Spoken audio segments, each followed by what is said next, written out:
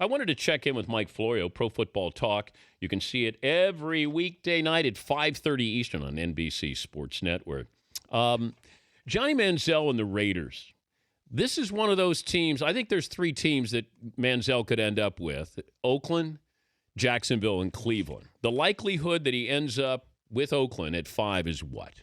I think it's very slim, Dan, when you consider that the head coach, Dennis Allen, and the GM, Reggie McKenzie, are getting closer and closer to the end of the rope, that they need to win now. So they need to use that pick, 5th overall, on not just the best available player, but somebody that they believe can come in right away and make an impact. And they've got Matt Schaub for this year and possibly beyond. So I heard what you were saying earlier about Manziel sitting. And, look, if Manziel sits, that's great. But you can't waste that 5th overall pick. You can't waste it on a guy that isn't going to play this year if you're on your way out the door if your team doesn't win. Well, so as much as I like the idea of Manziel to the Raiders, I don't like the idea of the Raiders using a pick on a guy that won't play this year. Well, but I see him, if he went later in the first round, then he sits, and then he gets that opportunity on a better team.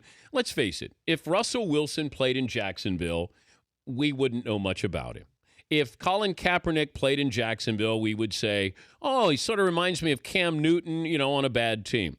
They play on great teams. They had that luxury. Any of these quarterbacks, Bortles, anybody else you want to mention, Bridgewater, they're going to bad teams, and they're not going to live up to Russell Wilson or Colin Kaepernick. So the benefit is to fall to a better team and then eventually wait your turn to start. Absolutely. Oh, if they can work that out, and if a team that is a contender can find a way, like with the Patriots. I'm fascinated by what the Patriots are really up to by bringing in Teddy Bridgewater and Johnny Manziel. Are they just trying to get ready for a possible trade down at number 29 and value these guys? Or are they thinking if these guys are there, maybe they sit for a year, maybe we get closer to the point where Tom Brady gets the Drew Bledsoe treatment? Talking to Mike Florio, ProFootballTalk.com. A couple other things here. And that you have Aaron Murray and Zach Mettenberger. They have their pro days. But these guys are coming off injuries. Now, some people, Ron Jaworski loves Mettenberger. To me, he was too inconsistent. I thought Murray was more consistent, but, size-wise, that means everything here.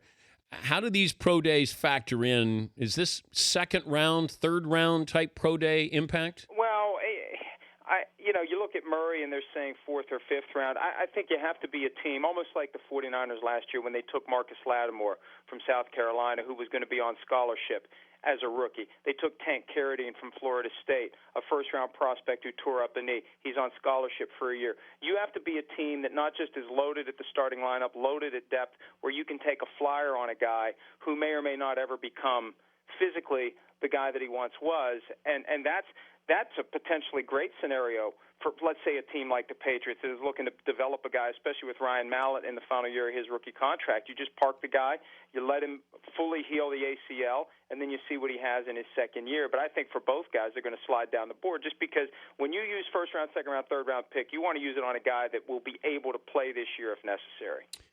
Chris Johnson now out in Tennessee. Who wants him? Yeah, that's a great question. The Jets supposedly, but we heard the Jets wanted Deshaun Jackson before Deshaun Jackson was available, and then there wasn't a peep about the Jets and Deshaun Jackson.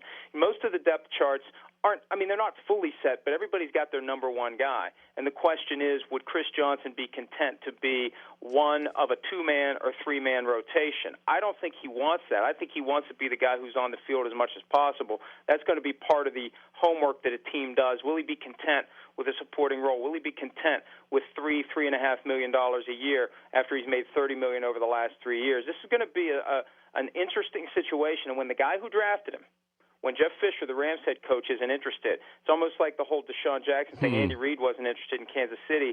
What message does that send? Now, it didn't hurt Jackson in the end, but it could hurt Johnson just because the running back position is very undervalued now. Don't you think Emmitt Smith's record is untouchable? The only guy that's got a chance is Adrian Peterson.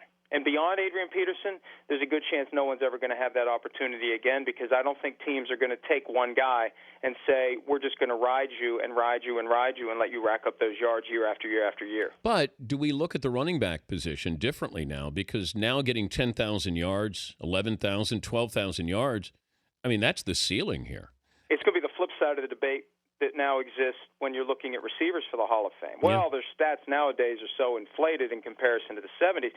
You're eventually going to have to lower the bar for running backs as to which are and aren't worthy of the Hall of Fame. I don't think it works the other way. I think it's going to be a lot harder to get a running back in who's had a so-so career in comparison to the Jim Browns and the Emmitt Smiths than it's going to be to raise the bar on the other end to get receivers in when their numbers are puffed up.